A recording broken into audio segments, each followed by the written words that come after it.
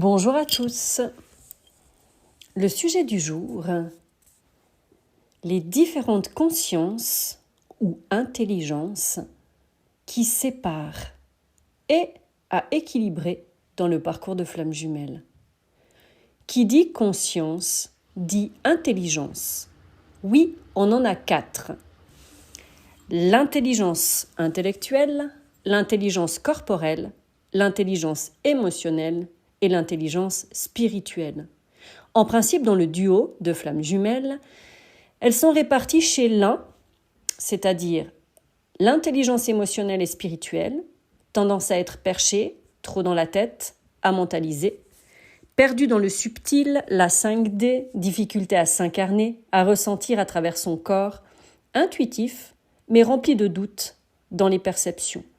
Recherche de réponses extérieures, en contrôle total sur l'extérieur, sur la vie. Beaucoup plus dans le subtil, intangible, souvent connecté aux valeurs de cœur.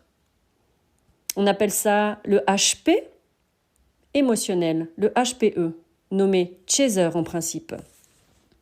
Chez l'autre, c'est l'intellectuel, le corporel, tendance à être terre à terre, dans la matière, rationnel, mental, dans les choses pratico-pratiques. Dans l'action, foncer droit devant, déconnecté des émotions, en maîtrise de son intérieur et de son comportement envers l'extérieur, mais total en connexion avec ce qui se présente, c'est-à-dire le concret, le réel, nommé le HPI, c'est-à-dire intellectuel, en principe, le runner. Vous comprendrez là que les deux sont HP. Oui, haut potentiel. Et non, ce n'est pas être plus intelligent que les autres ou au-dessus. C'est être dans un fonctionnement de mental différent. On nomme cela soit le cerveau droit qui est la part inconsciente, intuitive émotionnelle, ou le cerveau gauche qui est la part consciente, dans le rationnel, le mental, etc. Chacun du duo possède les clés du potentiel endormi de l'autre. Alors non, ce n'est pas figé, comme on le pensait. Tu es soit l'un ou soit l'autre. Non, au fait, on est les deux. Sauf qu'une part est inexploitée.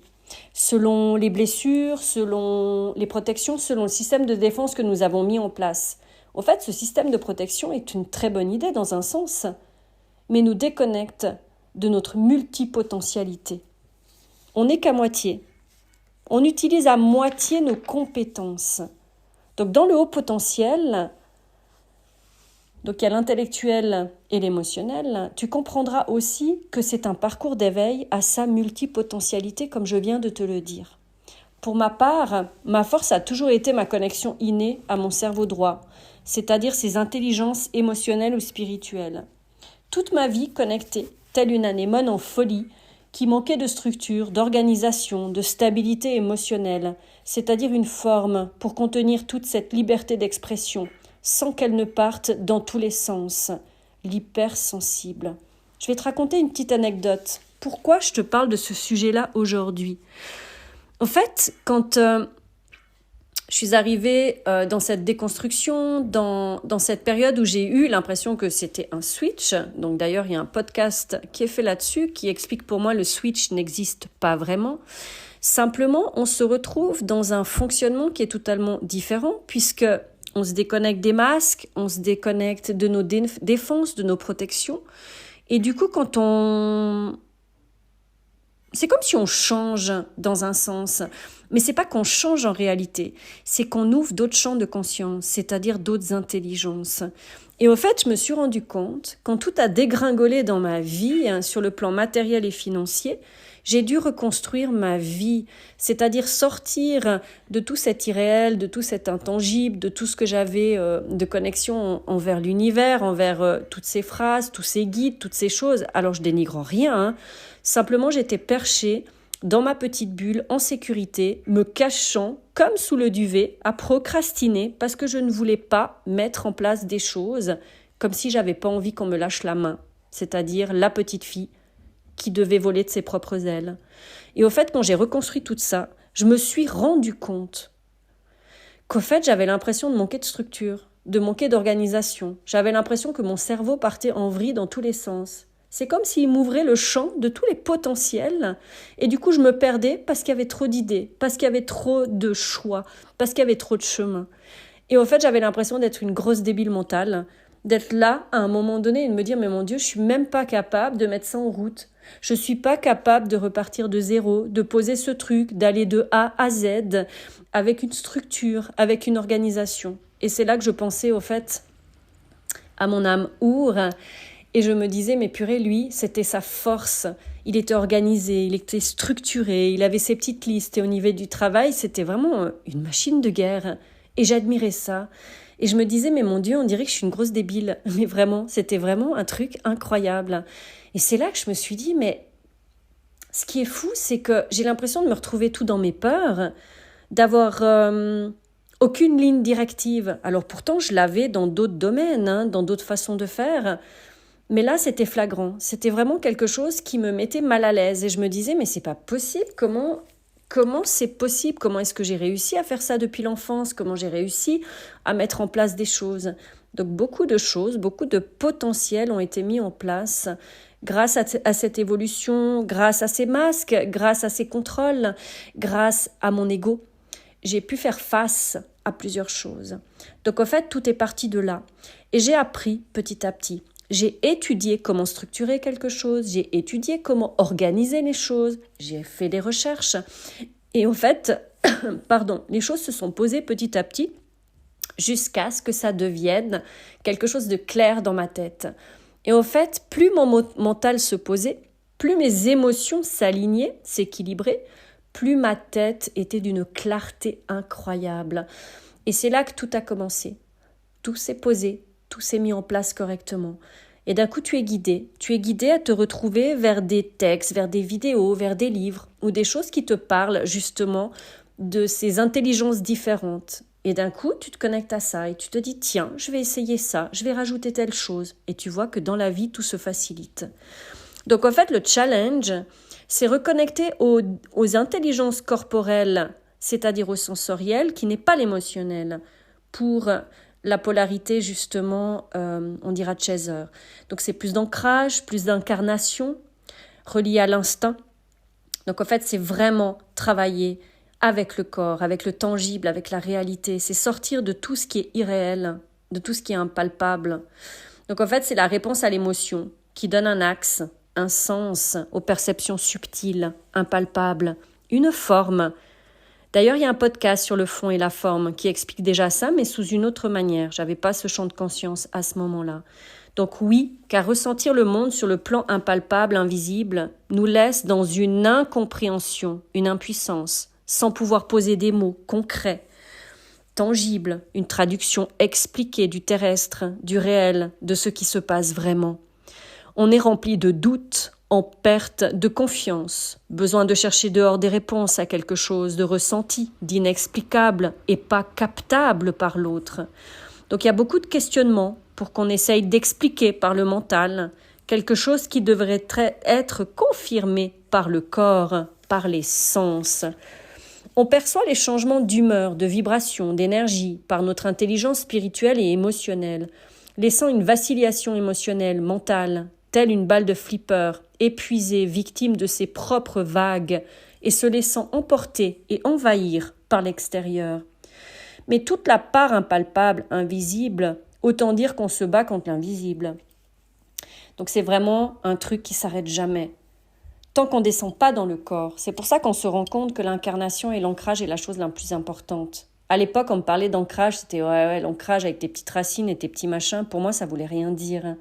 Mais aujourd'hui, en reconnectant ce corps, je ressens, en fait, dans mon corps, à travers mes sens, l'impalpable. C'est-à-dire que l'impalpable arrive et ensuite, dans le concret, il se passe quelque chose dans mon corps. Le corps est la représentation du réel, du terrestre.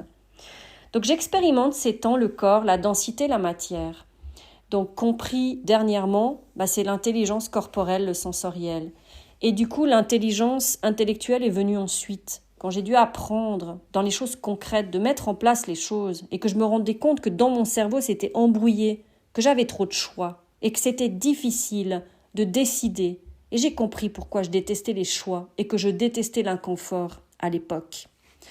Donc ressentir dans ses tripes, dans son corps, l'inconfort, les confirmations si longtemps ressenties que dans l'invisible, nous mettons dans l'insécurité constante, incapables parfois de savoir si ça venait de nous, de l'autre, du monde, lorsque le corps se reconnecte, que la forme entoure le fond, l'invisible, une stabilité s'installe, une sécurité également se pose, donnant comme une confirmation dans la matière le tangible, une double guidance.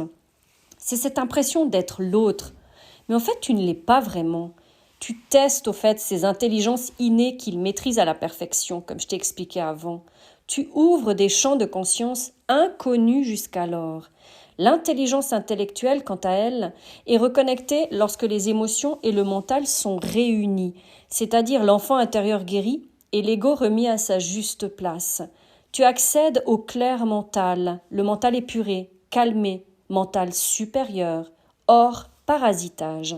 Tu accèdes enfin au savoir et à la connaissance universelle, innée. En résumé, ton jumeau a déjà tout cela. Il est amnésique pour te laisser accéder. Donc je dis amnésique entre parenthèses, parce que tout est chapeauté par la source, par le plus grand, pour te laisser accéder à ton potentiel tout entier. C'est ça la réunion première, puis la fusion de tous tes espaces, tes consciences, tes intelligences, ouvrant à ta multipotentialité. Lui, il lui restera ensuite à ouvrir son intelligence spirituelle, qui le reconnectera à son cœur, c'est-à-dire son authenticité pure, sans les masques, sans le contrôle, sans devoir jouer un rôle, sans être un caméléon. Et là, les émotions pourront circuler à nouveau librement. C'est une des raisons pourquoi longtemps l'un et l'autre ne se comprennent pas au niveau communication, fonctionnement. Deux êtres ayant chacun l'éveil de ses intelligences, cerveau droit ou l'autre cerveau gauche, se réveilleront totalement en exprimant la vie, en expérimentant la vie, avec les autres champs de conscience réunis, fusionnés. Tu vois ce parcours est bien plus que l'on croit, sortir de cet égrégore flamme jumelle, lié au couple attaché à la 3D, c'est-à-dire cette ancienne forme de couple obsolète, celle de notre manière conditionnée, sacrificielle, celle qui est vraiment en lien avec les blessures. Donc pour moi, la conscience en lien avec la sexualité, parce qu'il y en a encore une, cette intelligence sexuelle, c'est celle liée à la découverte ensemble du couple sacré. Oui, le couple sacré, comme je l'ai déjà expliqué dans d'autres podcasts, c'est le couple que tu crées exactement à ton image, à qui tu es pour de vrai dans ton authenticité. Donc la sexualité sacrée qui sera explorée au fait ensemble dans le changement universel d'une sexualité remise à sa juste place. D'ailleurs, à un moment donné, le sexe est vraiment mis en arrière-plan. Il n'y a plus de recherche de performance, de reconnaissance, de chercher des bras ou de chercher à te nourrir, à te remplir, de prouver ta virilité ou tes capacités ou ton charme ou quelque chose comme ça, ou de chercher des partenaires multiples. Si c'est encore le cas, l'espace lié à la sexualité exprime peut-être encore des abus, des vides à remplir, des choses à guérir, en lien avec sa valeur, son estime de soi, son respect de soi et de son corps. Affaire à suivre. Merci pour l'écoute et à tout bientôt pour une nouvelle aventure.